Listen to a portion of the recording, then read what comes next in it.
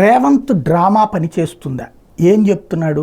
రిజర్వేషన్లు ఎత్తేస్తారు. ఇది 10 ఏళ్ల నుంచి కాదు, బీజేపీ ఎదుగుతున్న ప్రతిసారి కాంగ్రెస్ పార్టీ చెప్పే మాట, కొత్త మాట ఏం కాదు. రెండోది హిందూ రాజ్యం ఏర్పాటు చేస్తారు. ఇప్పుడు ఇది హిందూ రాజ్యమే కాదని ఎవరున్నారు?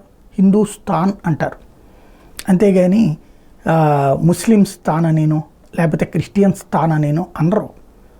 అవి క్రైస్తవ దేశాలు, ముస్లిం దేశాలు. భారతదేశం ఆల్రెడీ హిందూస్థాన్ అనే పిలుస్తారు. కాకపోతే హిందూస్థాన్ అంటే పరమత ద్వేషం లేదు. పాకిస్తాన్ లాగా కాదు, ఆఫ్ఘనిస్తాన్ లాగా కాదు, ఇరాన్ లాగా కాదు, ఇరాక్ లాగా కాదు, టర్కీ లాగా కాదు.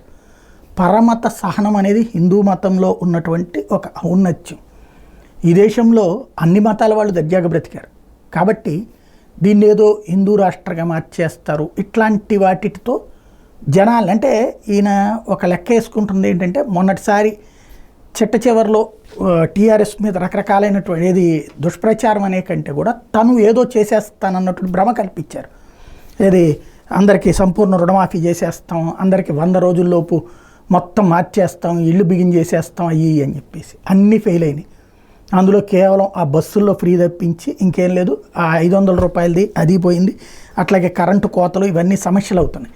ఇలాంటి దశలో ఆయన చేస్తున్నటువంటిది ఇక బీజేపీ వచ్చేటప్పటికి ముస్లిం రిజర్వేషన్లు తీసేస్తానంటుంది. ముస్లిం రిజర్వేషన్లు బీసీలో ఈ కేటగిరీ పెట్టి 4% రిజర్వేషన్స్ ఉంచింది తీసేస్తానంటే, దాని నుంచి ప్రజల్ని తప్పుదోవ పట్టించడానికి రిజర్వేషన్లు ఎత్తేస్తారు, 100 ఏళ్ల క్రితమే హిందూ రాష్ట్ర అన్నారు, ఇట్లాంటి పదాలతో ముందుకు వెళ్తూ ఉన్నారు.